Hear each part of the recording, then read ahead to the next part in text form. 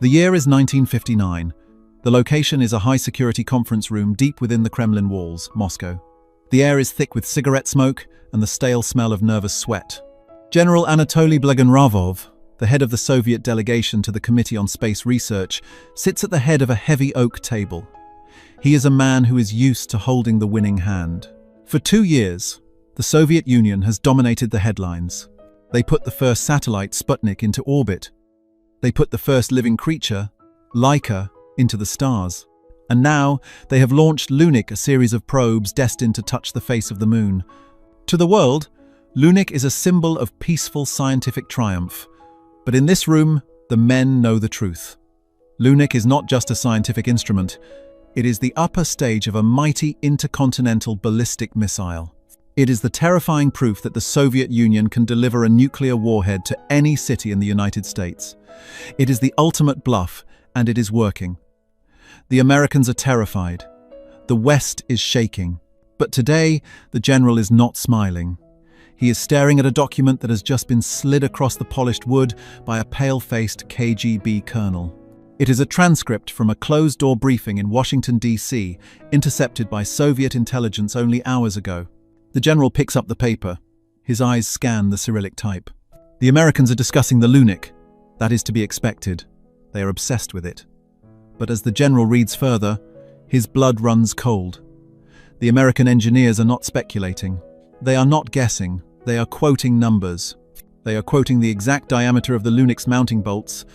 They are discussing the specific alloy composition of the engine nozzle. They are laughing about the crude, heavy wiring harnesses hidden inside the casing wiring that no Western eye has ever seen. The general slams the paper down. The sound echoes like a gunshot in the silent room. "This is impossible," he whispers. He looks up at the KGB colonel. "Where did they get this? Who told them?" The colonel shakes his head, his face a mask of confusion. "We do not know, Comrade General. The Lunik has never been captured. It has never been lost. It has been under 24-hour guard by our most loyal men since it left the factory. No American has ever been within 10 feet of the internal mechanism." The general stands up and walks to the window, looking out at the grey Moscow skyline. The impossible reality is sinking in. The Americans know the secrets of their greatest weapon. They know its weight, its thrust, its limitations. The bluff is dissolving. If they know the Lunik, they know the missile. And if they know the missile, they know that the Soviet Union is not as invincible as it claims. This is not just a leak. It is a ghost story. The probe was never missing. The seals were never broken. The guards never reported a single incident. And yet, the data is there, sitting on a desk in the Pentagon. It is as if the Americans walked through walls, as if they turned invisible, as if they reached into the heart of the Soviet security apparatus and plucked the secrets out of the air. The general turns back to the room, fear replacing the anger in his eyes. "Find out how they did it," he orders. "Tear the security protocols apart. Interrogate everyone. If we have a traitor, I want his head. If we have a flaw, I want it found. Because if they can see inside the Lunik, they can see inside everything." If you want to understand the hidden history of the Cold War and the secrets that shaped our world, make sure you subscribe to Cold War Impact right now. The stakes could not be higher. To understand why this moment in the Kremlin was so terrifying, we must understand what the Lunik actually represented. In the late 1950s, the balance of power was measured in thrust and tonnage. The United States was struggling with rockets that exploded on the launch pad, affectionately and tragically dubbed Kaputniks by the press. Their rockets were sleek, complicated, and fragile. The Soviets, by contrast, built brute force machines. The R-7 Semyorka, the rocket that carried the Lunik, was a monster. It was huge, heavy, and undeniably powerful. When the Soviets sent the Lunik probe on a global tour to showcase their industrial might, it was a victory lap. They took the actual industrial models stripped of their active engines but identical in airframe and dimensions and paraded them through the capitals of the world. It was a display of supreme confidence. The Soviet leadership believed their security was impenetrable. They believed that by keeping the probe under constant visual surveillance, by surrounding it with armed guards, and by controlling every second of its transport, they could dazzle the world without giving away a single secret. They were wrong. The mystery that began in that Kremlin conference room would trigger one of the most frantic and paranoid investigations in the history of the KGB. It was a puzzle that defied the laws of physics and espionage as they understood them. Usually, when secrets are stolen, there is a trail. A safe is blown open, a door is forced, a guard is bribed or knocked unconscious. A scientist defects to the West with a briefcase full of blueprints. But here, there was nothing. The Lunik exhibitions had taken place in Paris, in Mexico City, in Oslo. In every city, the routine was the same. The probe arrived in a massive crate. It was transported on a Soviet truck, driven by Soviet drivers, flanked by Soviet guards. It was set up in the exhibition hall, cordoned off by velvet ropes and armed men. At night, the hall was locked and patrolled. When the exhibition moved, the process was reversed. The KGB had files on every minute of the tour. They had logs of every person who approached the crate. They had the names of every local worker who helped lift the heavy timber. The colonel back in Moscow reviewed the files until his eyes burned. He looked for the gap, the mistake, the moment of weakness. He found nothing. According to the records, the Lunik had remained in absolute custody. There was no window of time, not even 10 minutes, where it was unaccounted for. To disassemble a probe of that complexity, to photograph the internals, to measure the engine geometry, to analyze the wiring, that would take a team of experts hours. It would require heavy tools, bright lights, and a workshop. It could not be done in a moving truck. It could not be done in a crowded exhibition hall. It certainly could not be done while the Soviet guards were standing right there. And yet, the Americans knew. The fear began to spread through the Soviet hierarchy like a virus. It wasn't just about the technology anymore, it was about the uncertainty. If the Americans could do this, what else could they do? Were there microphones in the Politburo? Were there cameras in the missile silos? This phantom capability threatened the foundation of the Soviet strategic deterrent. The Soviet Union relied on the perception of overwhelming power. They relied on the West believing that the Soviet missiles were endless and unstoppable. But if the Americans had looked inside the Lunik, they would see the crude reality. They would see that the guidance systems were heavy and outdated. They would see that the payload capacity was being exaggerated. They would see the Soviet Union was a giant with clay feet. The mystery deepened as the investigation expanded. The KGB began to look for phantoms. They analyzed radar logs for unauthorized aircraft near the transport routes. They interrogated their own guards, accusing them of sleeping on duty, of taking bribes, of being drunk. Men who had served loyalty for years were dragged into basements and questioned under bright lights. Did you leave the truck? No. Did you stop for food? Only for 20 minutes. We ate by the wheels. Did anyone approach the crate? No one. The answers were maddeningly consistent.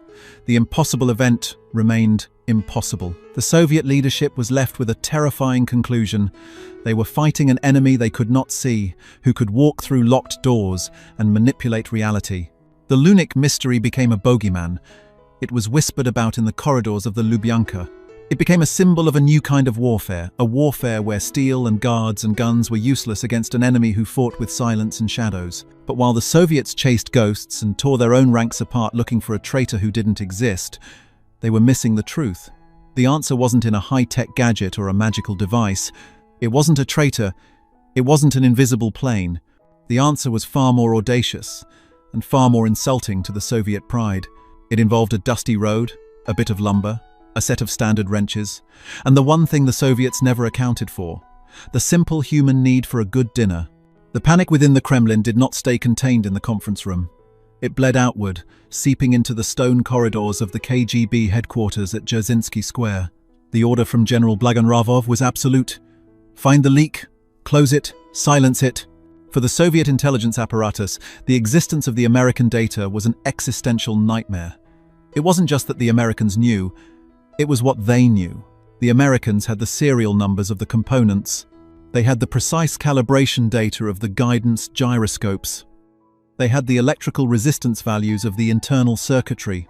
This level of detail effectively ruled out traditional espionage. A spy looking at a blueprint could steal a design, but they couldn't steal the specific quirks of a single manufactured unit. A defector could describe a system, but they couldn't memorize thousands of random digits from a component manifest. The conclusion was terrifyingly simple. The Americans had physically handled the Lunik. They had touched it. They had opened it. But how? Colonel Yuri Korolev, a veteran of counterintelligence, was tasked with the impossible investigation. He began by reconstructing the timeline of the Lunix's journey, minute by minute, mile by mile. The probe had been the star of the exhibition of the achievements of the national economy. It was a propaganda weapon, touring the globe to prove Soviet superiority. Korolev laid out the map on his desk. The red line traced the probe's path. Moscow to Paris, Paris to Oslo, Oslo to Mexico City to Moscow. He started with the physical security. The protocols were ironclad. The crate containing the Lunix was a fortress of timber and steel. It was massive, 20 feet long, 11 feet wide. It was not something you could slip into a pocket. It required a crane to move. Furthermore, the crate was sealed with diplomatic wax stamps. If the crate had been opened, the seals would be broken.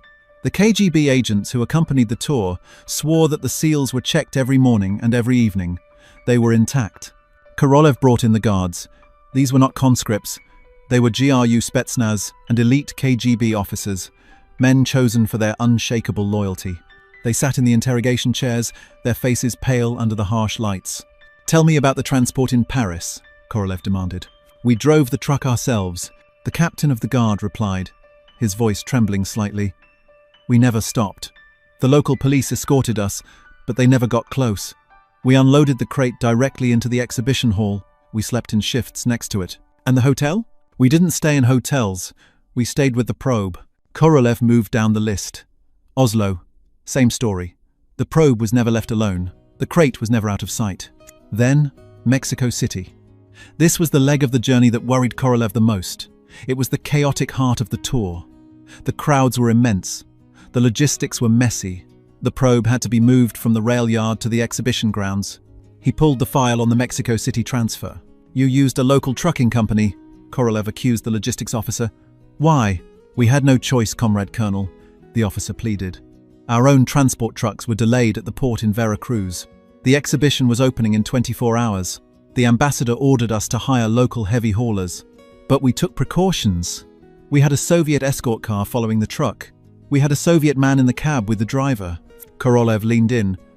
"Who was in the cab?" "Agent Volkov." "Bring him in." Volkov was a hard man, a true believer. He sat stiffly in the chair.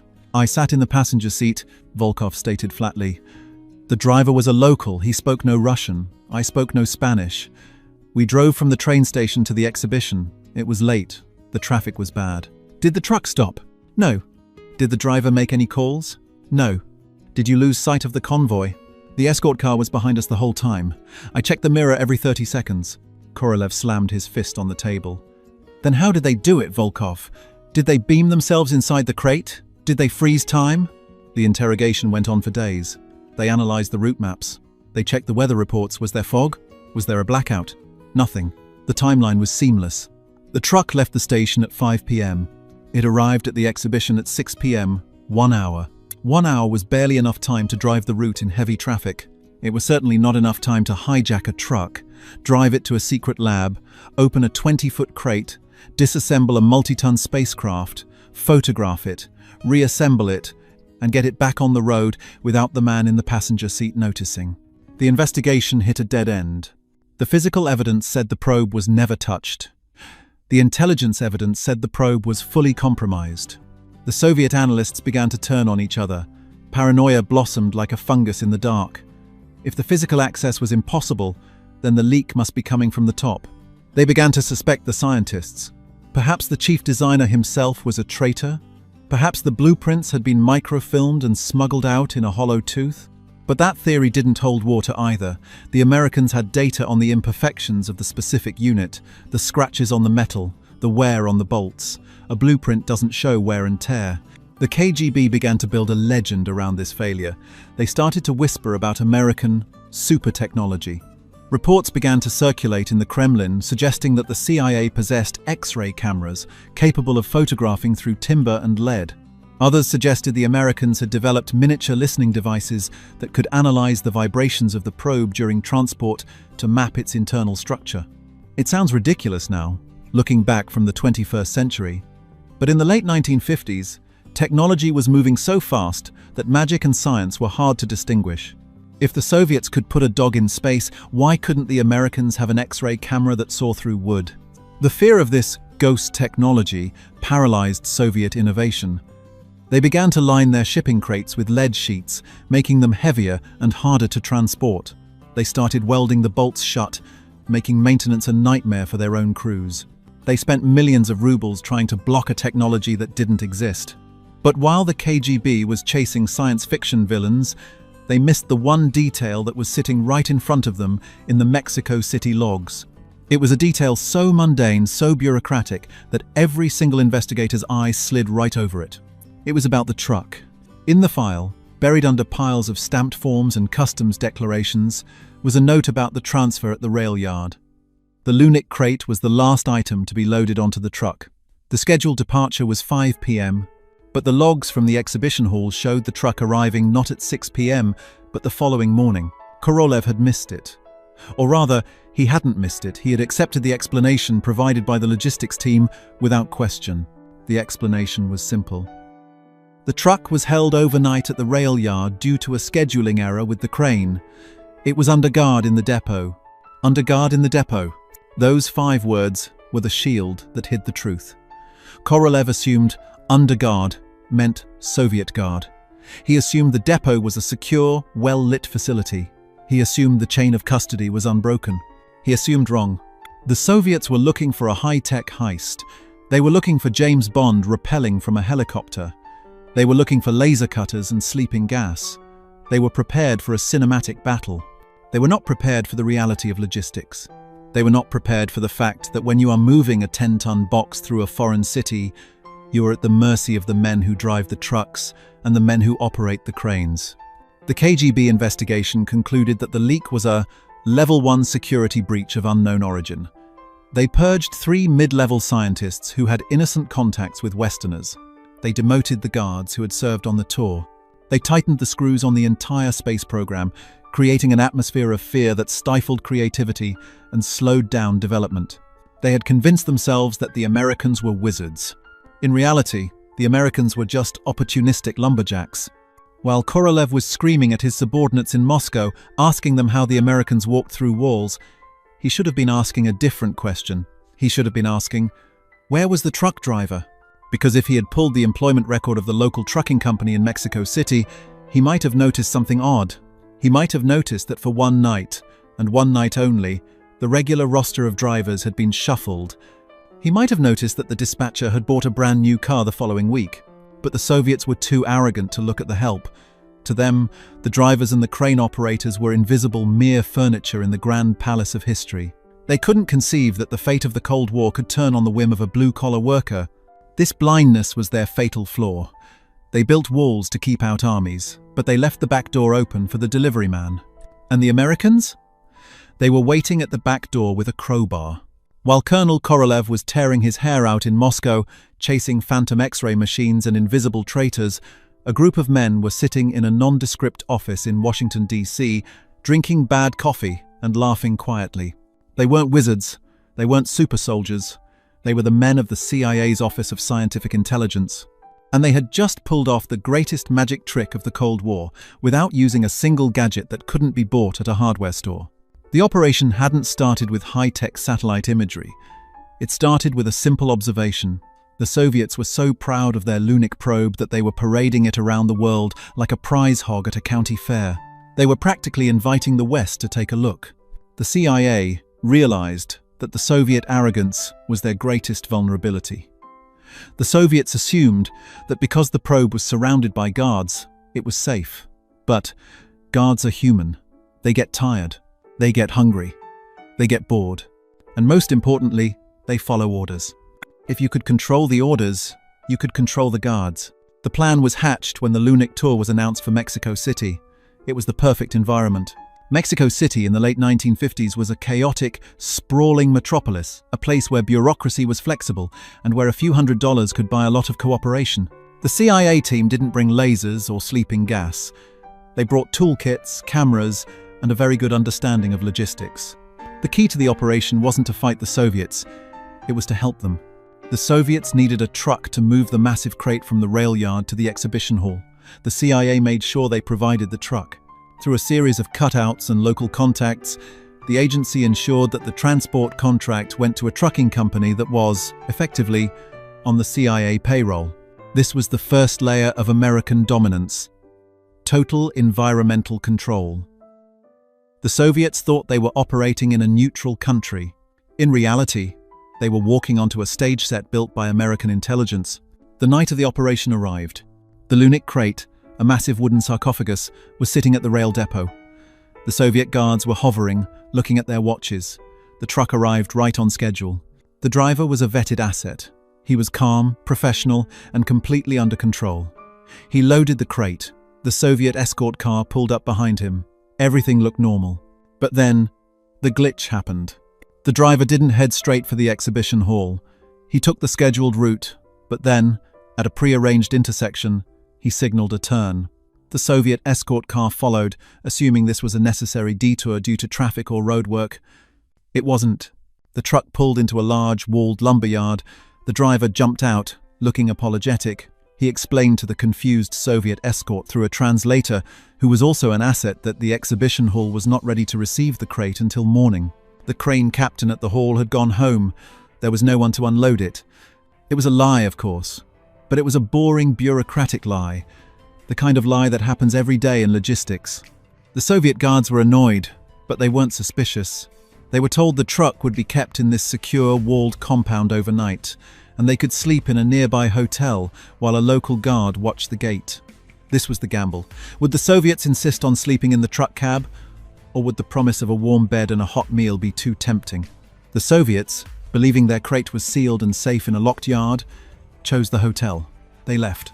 The moment the taillights of the Soviet car disappeared around the corner, the lumberyard came alive. This is where the American ingenuity truly shined. It wasn't about James Bond heroics. It was about carpentry. The CIA team emerged from the shadows. They had exactly one night. They had to open the crate, strip the probe, photograph it, reassemble it, and close the crate, all without leaving a scratch, a chip, or a broken seal. The crate was 20 feet long and made of heavy timber planks. The lid was nailed down.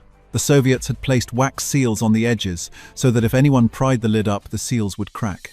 A brute force attack would have failed. If they used crowbars, they would leave marks on the wood. If they cut the seals, the Soviets would know in the morning. So, the Americans didn't attack the lid from the top. They attacked the crate from the inside out. They realized that the planks on the roof of the crate were nailed into crossbeams.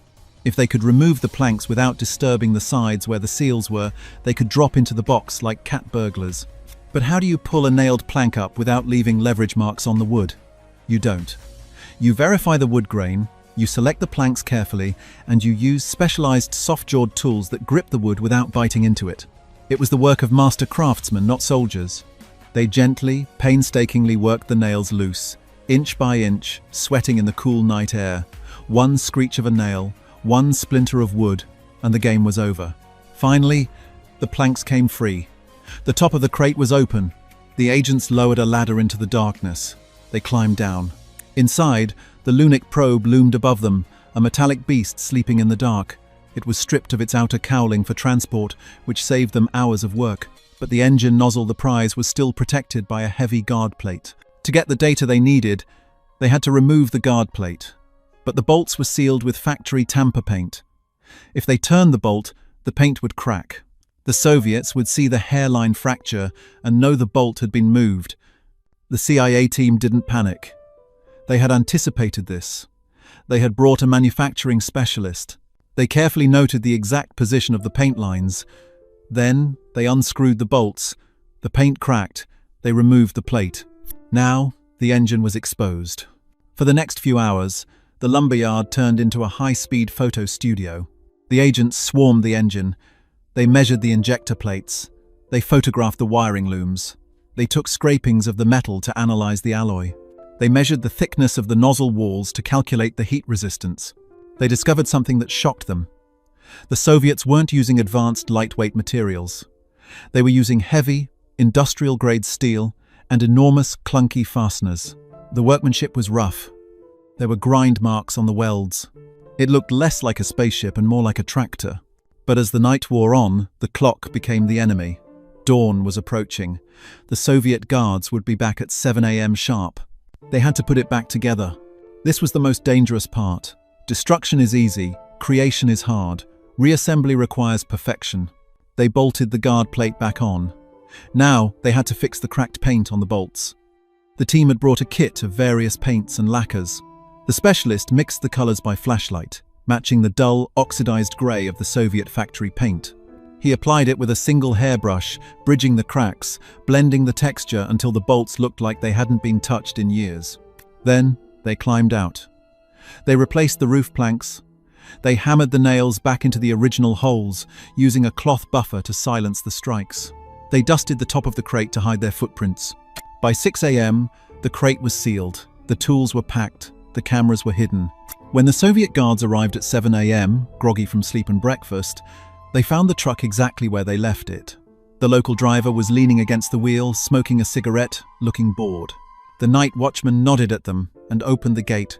The Soviets walked around the crate. They checked the wax seals on the sides. Intact. They checked the general appearance. Untouched. They signaled the driver, "Let's go." The truck roared to life and drove out of the lumberyard, heading for the exhibition hall. The Lunik went on display that afternoon.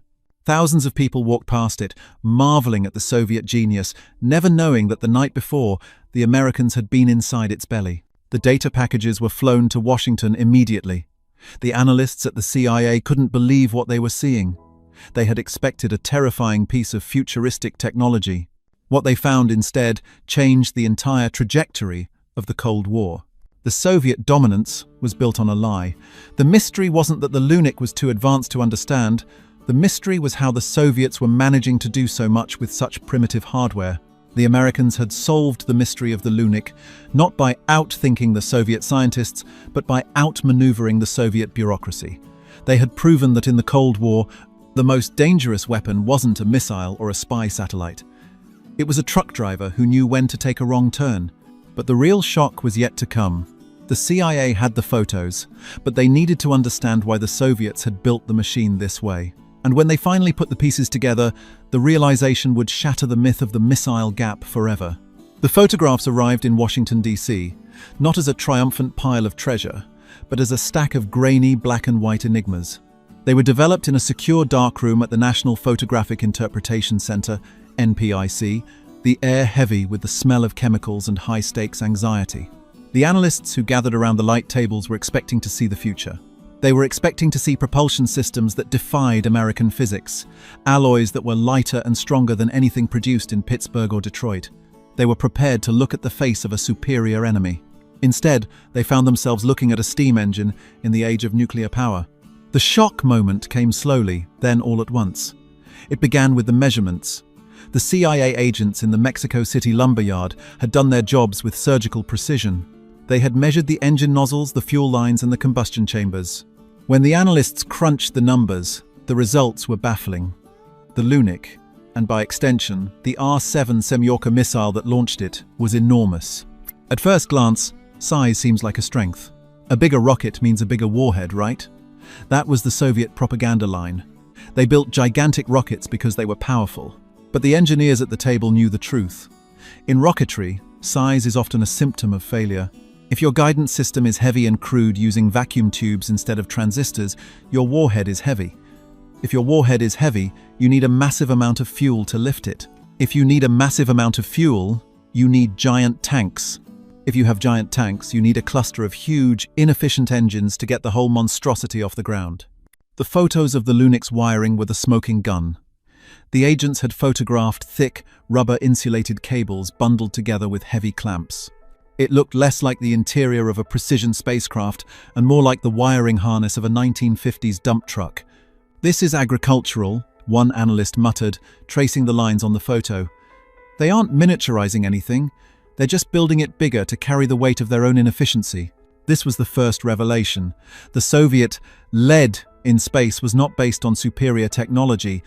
It was based on brute force. They were using 1,940 seconds technology scaled up to gargantuan proportions. But the second revelation was the one that changed the world. The analysts looked at the factory markings on the engine components. The agents had photographed the serial numbers stamped into the steel. In mass production, whether you are building Ford sedans or Kalashnikov rifles, serial numbers tell a story. If you capture a rifle with serial number 50,000, you know the enemy has a production line churning out weapons. The serial numbers on the Lunik components were low, shockingly low. They didn't suggest a factory running 24 hours a day, they suggested a workshop building prototypes by hand. This shattered the greatest myth of the Cold War, the missile gap.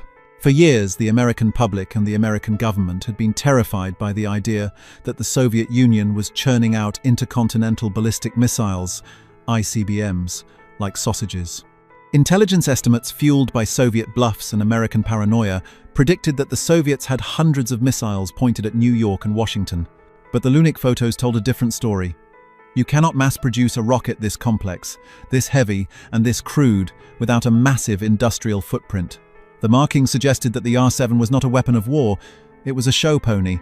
It was a handcrafted artifact, built specifically to scare the West, but practically useless as a strategic weapon.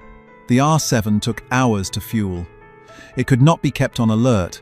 It had to be launched from massive, visible pads that were easy targets for American bombers. And most importantly, there weren't hundreds of them. There were likely only a handful. The confrontation with this truth did not happen in a public speech or a declaration of war. It happened in the quiet confidence of the Oval Office. When President Eisenhower and later President Kennedy saw the intelligence derived from operations like the Lunik heist, and later confirmed by Corona satellite imagery, the dynamic of the Cold War flipped instantly. The fear evaporated. The Soviets, meanwhile, began to realize that their bluff was failing. This is where the narrative shifts to their desperation. They didn't know exactly that the CIA had taken apart their moon probe in a lumberyard, but they knew the Americans were suddenly unafraid. In diplomatic meetings, American negotiators stopped flinching. When Nikita Khrushchev threatened to bury the West, the Americans just nodded calmly. The leverage was gone. The Soviet leadership panic spiraled. They realized that their primary deterrent, the R-7, was a paper tiger. They knew that if war broke out, the Americans, with their Minuteman missiles and B-52 bombers, would wipe the Soviet Union off the map before the Soviets could even fuel up their monsters. The futile response from the Kremlin was a frantic, terrified scramble to regain the upper hand. They realized they needed a real weapon, not just a propaganda tool. They pushed their designers to build new missiles, better missiles, faster missiles. This desperation led to the Netherlands catastrophe in 1960. In their haste to test a new ICBM, the R-16, to replace the clumsy R-7, Soviet Marshal Mitrofan Nedelin ordered safety protocols bypassed.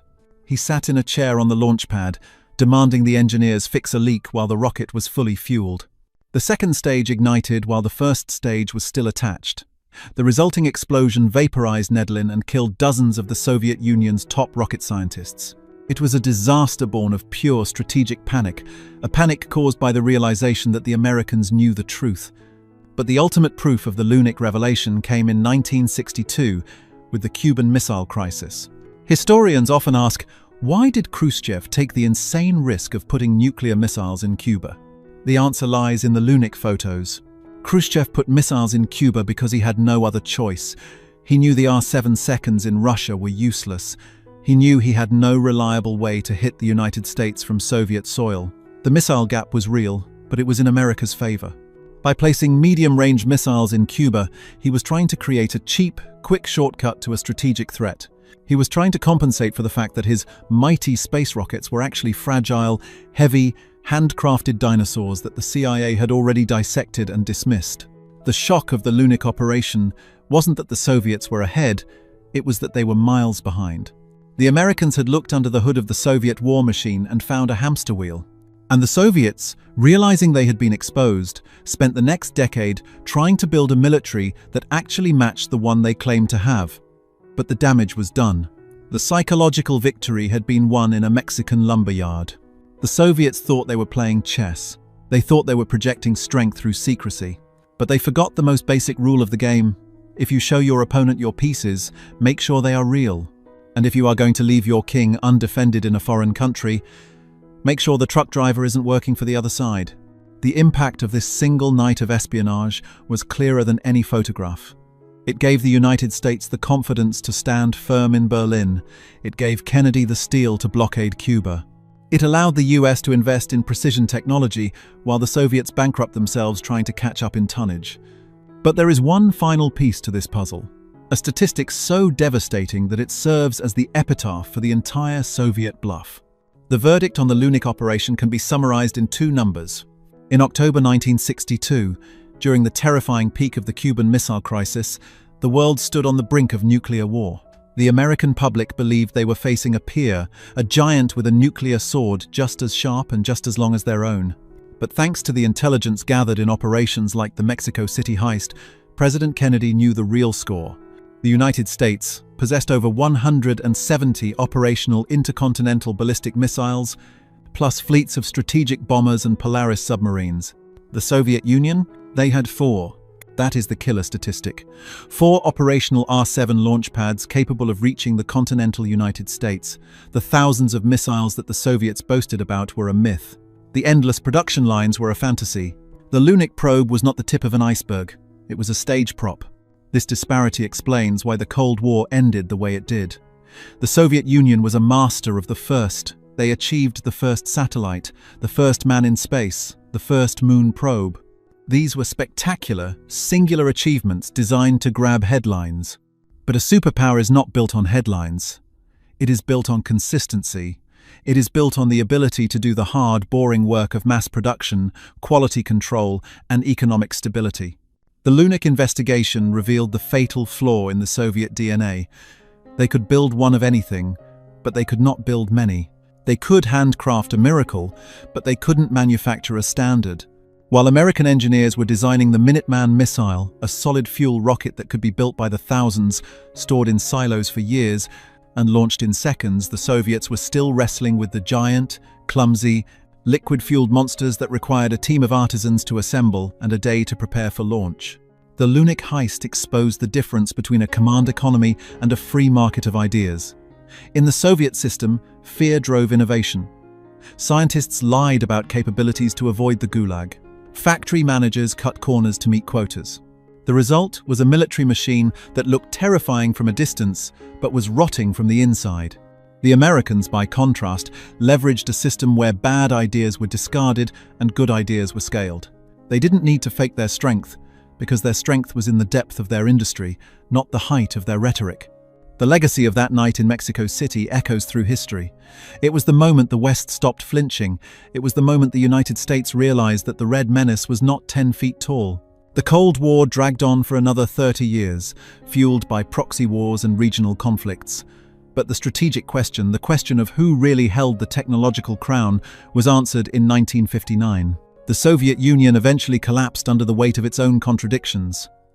It bankrupted itself trying to build a military it couldn't afford, to defend against an enemy it couldn't deceive. And it all comes back to a quiet lumberyard, a few blocks away from a bustling Mexican street. History is often written in blood and fire. We remember the wars, the speeches, and the explosions, but sometimes the most pivotal moments happen in silence.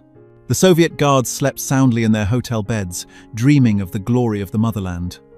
The truck driver smoked his cigarette, watching the smoke curl into the night air. And a few men with wrenches and cameras quietly dismantled the myth of Soviet invincibility, one bolt at a time. They put it back together, they sealed the box, and they walked away. The Soviets never knew. The world never knew. Until now,